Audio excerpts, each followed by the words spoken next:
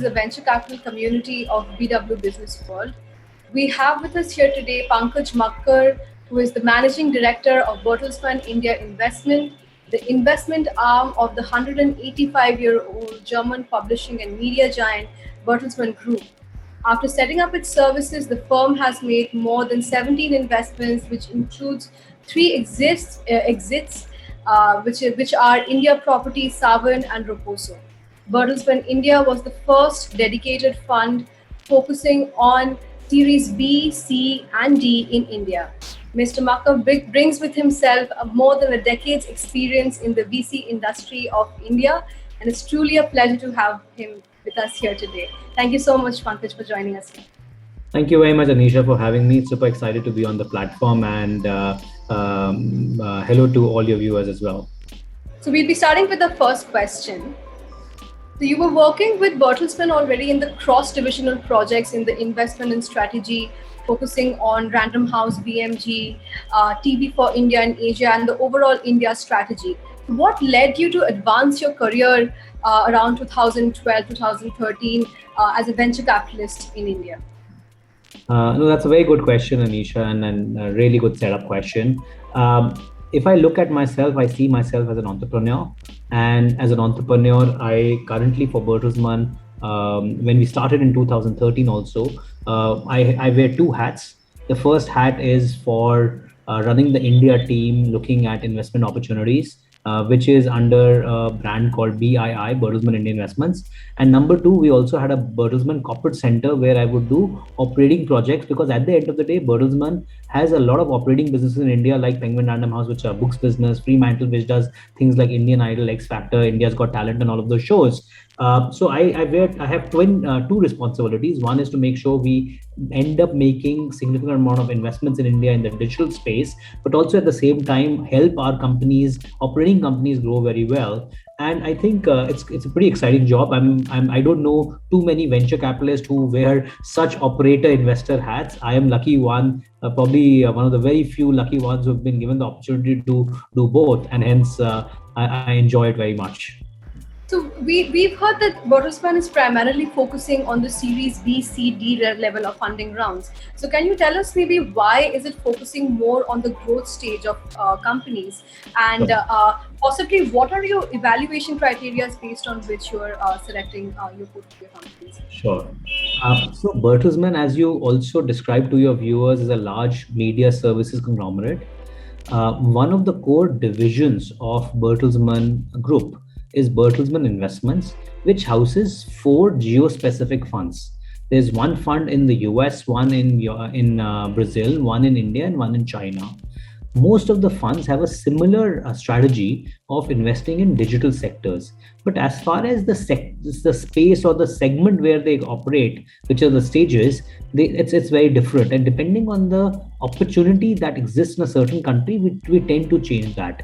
Now, when I came to India in 2013, we realized that a lot of really good quality funds, whether it was Lightspeed, Chirate, which was ITG at that point, Axel, Sequoia, etc., were all there, and they had been there for a fairly long period of time, since early to mid 2000s and so on, and had built a fantastic brand name for themselves. Now, all of them were typically early stage funds at that time, and we did not want to go head on in competition with them. What we realized was the entire Series B, Series C space was empty. There was no dedicated fund which was doing this activity, and we took the advantage of being the first mover and in building such a practice. And honestly, it has probably been the best decision of my life with Bertelsmann, and on having to do that, because we have now built ourselves as a marquee investor in this space, and all the credit would happen to the strategy of us focusing in that very niche area. So coming to the aspects of the pandemic, and as we know, the pandemic has touched upon almost every industry, impacting every sector within the country. So can you tell us possibly if it's had any impact on your portfolio companies, and if so, how? Yeah, so first of all, I must state that the pandemic has been a very, very devastating affair for a lot of people. Countries like India around the world have massively suffered, and my heart and goes to all the people, all of us who have kind of suffered massively there. A lot of people have lost jobs. A lot of people have, lost significant business advancements. Healthcare has been an issue, and so on. So while all of those things are pretty sad, thankfully, um, at Bertelsmann, given that we had invested in a lot of digital sectors, most of the portfolio, in fact, 90% plus of the portfolio, ended up being either neutral or positive for coming out of COVID. That doesn't mean that during the really bad COVID months when there was lockdown, the business did not get negatively affected. They did get affected. But the good thing is, given that they are digital businesses where you don't have to go and test the product or see the product or buy the product physically, and everything can be sent to your home, whether it's e-commerce like Pepperfry, whether it's online non-vegetarian food as Licious, all of that can be done in a contactless fashion, and hence a lot of these companies have been beneficiary coming out of COVID.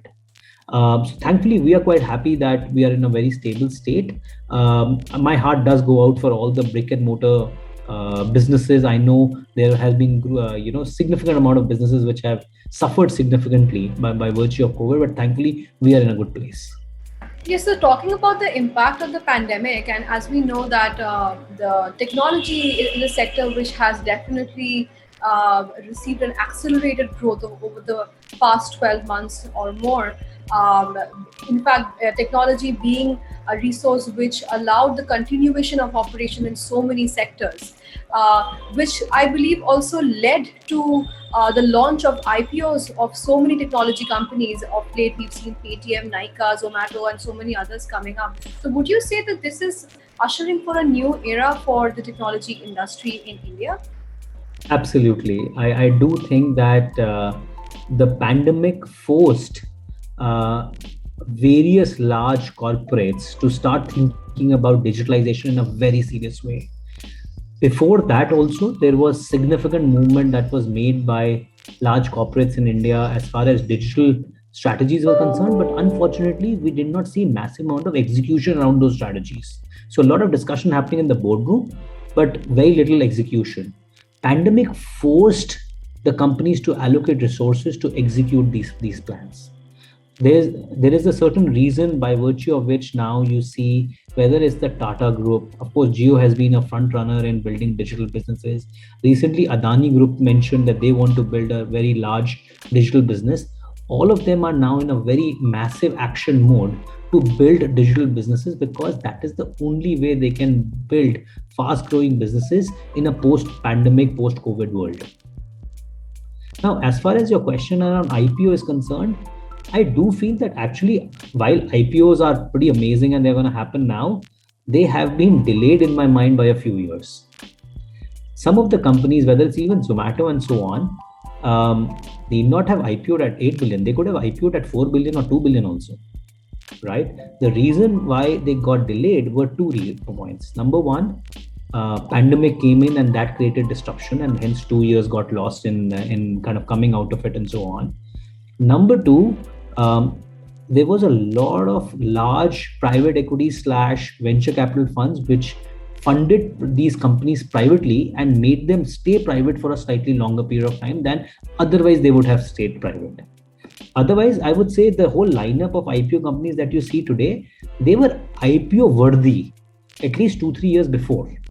They're happening now because it's a good time, both coming out of COVID, but also private investors which invested in those companies at that point are looking at liquidating their investments, which is a great cry, because I do feel that the public markets in general, the retail markets as well, so retail investors as well as large institutional investors who invest in the public markets should get an action of higher growth companies in India also. They should not just restrict their portfolio to very traditional companies which inherently they've invested in for the past 20-30 years. Yes, moving on to the next question. I just wanted to understand from your perspective, possibly what kind of impact is the pandemic now bringing on the logistics sector? We've been speaking to a lot of entrepreneurs from the technology background, who are developing AI solutions, machine learning, and bringing a lot many such technology tech-driven solutions within the supply chain management for companies. So, how do you think possibly the pandemic is now impacting the supply chain management of companies in India? So, so supply chain, if I look at it, I see two massive tailwinds which have accelerated the growth of the logistics sector. The first one was the passage of GST, which made India as a unified country, by virtue of which supply chain needed to be reimagined and restructured. And number two, while it was getting reimagined and restructured, COVID made sure that digital has a big role to play in that restructuring, which is why you combine both of them together. There is massive amount of innovation that's happening in the logistics sector. And if I look at logistics sector, it is upwards of $100 billion. Out of that, 70% of it is still in road, which is unlike any of the large economy of the world. Road does not play that big a role in other countries. Other modes of transportation, whether it's air and rail, etc., play a slightly bigger role.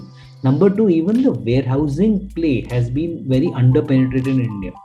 Not large scale warehouses could be built, but because of GST getting solved, that can happen. The entire fleet of logistics infrastructure players, whether it's the truck owners, whether it's the delivery bike guys in Zomato and Swiggy, all of that have now built significant amount of businesses in various elements or subsectors, whether it's Swiggy and Zomato for restaurants, etc. Now, all of that workforce is now ready to get deployed back into logistics in some shape or fashion, and we'll see massive unified plays on the back of significant technology that will emerge. And I do feel that it will lead to three big top topics. Number one, digitalization of logistics as a sector will happen in a significant fashion, both for large enterprises, which otherwise would do a lot of manual work to manage their supply chain.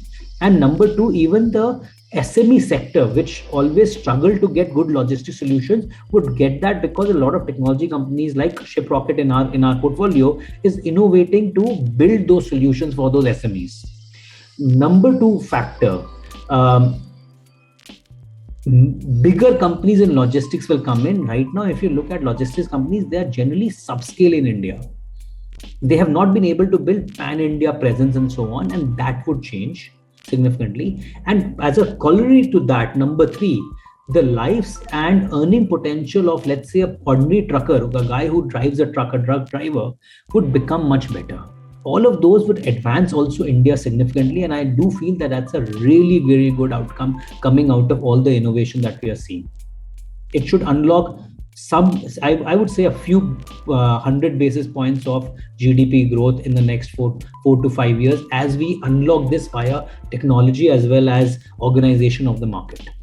My next question is on the education sector of India. And some time back, you also did make a statement that the education sector is definitely undergoing a transformation, especially because of the kind of transformation the technology infrastructure is being able to bring within the education sector.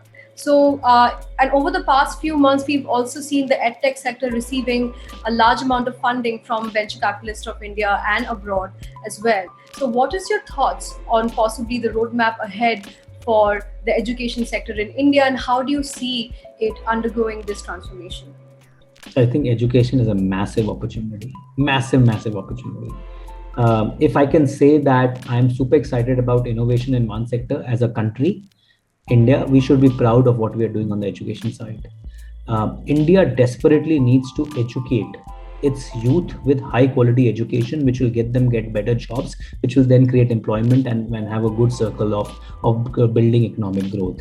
All of that starts with education. Now, unfortunately, for the last 100 years around the world, including in India, there wasn't any innovation in education. The way we used to learn ABC and 1, 2, 3 numbers is pretty much the same as what we do now. In 100 years, there was no innovation in education. Suddenly, the sector is now getting turned and there are significant innovations happening. Now, the first one, of course, is online. A lot of education has gone online. which basically means you can study remotely, as we've seen in pandemic. It also means that if you want to access a course which otherwise was available in Kota as an engineering college student or Harvard, you can get access to all of those courses. That was not the case earlier. Which means you have access to, or children have access to, really good education outcomes. So that's online, education going online. Number two is technology changing the way education will play out. What I mean by that is today you can go online, you can learn, but personalized learning has not creeped in today. People talk about personalized learning, but it's not done by massive amount of technology. When AI, ML will be used in figuring out which student is doing well in studies and which student is not doing well in studies based on one classroom lecture. And on the basis of that, the weaker student will get remedial training or education so that he or she can come equal to the top kid in the class. That will be revolutionary. And that is another element of where we see education shaping, personalized learning, flipped classrooms, significant AI ML opportunities as we'll see in the next 10 years in education will be fantastic. Number three is cross-pollination of East and West. Western education was considered quality-wise far better than what we have in India, China, Middle East, and Southeast Asia, and so on. And now the entire globe is gonna get educated together. The boundaries of what used to exist in the West will get blurred, and that will happen. Lastly, it's not happening in India in a big way yet, but education is still a fairly strong government-controlled sector. I hope the government slowly opens it up, and the way we saw information technology becoming a really big sector in India when government sent it in the private hands, the same may happen in education also. But for that, we need to see government's ambitions to build it in a massive fashion and professionalize it. That of course has not happened today, but if that happens, we've seen how education sector in Brazil is a really strong sector because it's in the private hands. And I do feel that if some of these tailwinds can be materialized, we will see even bigger boom in the education sector with really good high quality learning happening. Now, having said that, let's be very clear. Our kids, or probably their kids, will not learn the way we learn. And therefore, that just shows what kind of transformation education technology companies are doing in the sector, which is just amazing. So you're essentially saying that privatization of education is important in India in order to... Yeah, absolutely. I'll give you a number which I was studying 7-8 years back, so it might be slightly dated, but the direction it will be right. When we had a 20% gross enrollment ratio for higher education in India, we wanted as a country to have a 40% threshold. Why? Because China was around that same number. US, UK are in the 60 and 70%. So we are not comparing ourselves to US and Europe. We are comparing ourselves to China, which is a good benchmark to do. And we want to double our gross enrollment ratio. When Bertelsmann, we did our back of the envelope calculation to see what kind of infrastructure is needed to teach as many students so that the gross enrollment ratio moves from 20% to 40%, the answer came as $250 billion of capital expenditure to create buildings and colleges and universities. Guess what? Our government does not have that kind of money to spend on these topics. The 5-year annual plan that we had for education capex funding was around $5 to $10 billion. So the gap is almost 90%. That can only happen when private participation is allowed and online, which is you don't need brick and mortar anymore. You can teach sitting in your home and so on. And online plays a big role. By virtue of that, the requirement of this massive investment that needs to be done to take this gross enrollment ratio higher will be met. And I hope and I believe that the government knows it, and the government is doing all the possible things because they have allowed online now. Colleges and universities can give online degrees, and also while you need to still operate in a trust structure, a lot of education is still in private hands. So it is happening in a positive way, and I'm very happy to state that it should work fairly well if it continues its own trajectory. Is Bertelsmann looking at focusing on any specific sectors in the upcoming years? Well, I can't talk about specific sectors. We are in general looking at a lot of consumer sectors, health tech, ed tech, fintech, honestly, every sector that we look at continue to be of interest. And you asked this question earlier in the program, what is our criteria? Our criteria is not sector focused. Our criteria is to find great companies which are leaders in their own space. They have an outstanding product which is working very well, and they now want to take it from, let's say, one or two cities to 20 cities pan India, probably global. That's when they come to us, they talk to us, we give them the capital and the encouragement, and also as much support operationally and strategically and so on, to build massive outcomes. That's what we did in companies like Eruditus and Licious. When we invested in Licious, it was a very small company. It was there in one or two cities. Today they are in a significant amount of cities, penetrating in a massive way and so on. So that's our mindset, and hence we are sector agnostic. We don't have a view on sectors, but we have a view of what type of businesses we like. So essentially solving problems which can be scaled across And sustainable businesses, they should not be fads. It should not be a really great product today, but a product which nobody needs after 2 years. We will not invest in such businesses. They should stand for at least 10 to 20 or 30 years and build meaningful outcomes for the sectors that they're working in. That's very important. So my next question is on women entrepreneurship, and as you know, like from Business World, we do summits, we do events always to recognize and identify women leaders from the country. So what are your thoughts around this, and can you tell us possibly where is women entrepreneurship standing in India today, and where is leadership of women standing in India today? So this is a topic which is kind of close to my heart. I do feel that. In general, a lot of women should build really, really good business. They do bring a very strong advantage in certain businesses, and they are probably the natural leaders that men cannot ever be in those sectors and so on. And in general, outside of those, they are also pretty awesome leaders. I do feel that whenever I talk to a lot of peers in my industry, they tell me that significant amount of women entrepreneurs are coming and building businesses. That number is probably 3 to 5x more than what it used to be 5-7 years ago, but it's still on the lower side. If you were to ask me what is the right number for women entrepreneurs to be part of the ecosystem, the number is very easy. It's 50%. Are we even close to 50%? The answer is no. But have we made significant strides in the last 5-6 years? The answer is yes. I do hope that it continues to grow exponentially so that at some point we are close to the 50-50 mark. And I mean, we are all hoping that we are able to achieve that soon in the near future itself. We all want to see more women in leadership in the country.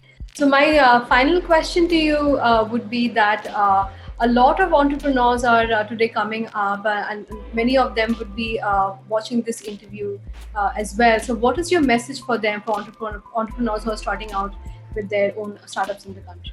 I tell all the entrepreneurs that come in with significant amount of passion. First of all, if you're trying to start a new business, try to find a business which is a large problem. Small problems mean small answers, and hence will lead to some mediocre outcome. India needs entrepreneurs who can solve really, really large problems if we have to move from where we are to probably being a developed country at some point. So please, my hope and request is that entrepreneurs come to solve large problems. Large problem also means that the solutions are complex and it takes time to build. So come in with a mindset to build the business for at least 10 years, but then run the business for another 20. And hence it should be your life. I have been at Bertelsmann now for 10 years, and I feel that I'm just getting started. That's the kind of mindset that you should also kind of come in. Number 3, don't try to solve everything on your own. Try to hire and build a really good team which can help you in build a pretty amazing product, and don't compromise on the quality of the product, because what will stand out for you going forward. Finally, thankfully that you are in a place where the venture ecosystem in India, having gone through probably 15 or 17 years of its journey, has matured significantly, where there's significant room and capital available and help available to help you scale up, provided you have the right attributes that I talked about. And hence, this is probably the best time to become an entrepreneur and do it. And hence, I encourage everybody to do so. Thank you so much for joining us today, Pankaj. We would definitely want to have you again from VC World. I'm sure our viewers will find this conversation to be very insightful and engaging. And thank you again for your time. So thank you very much, Anisha, for having me. I appreciate it. Thank you.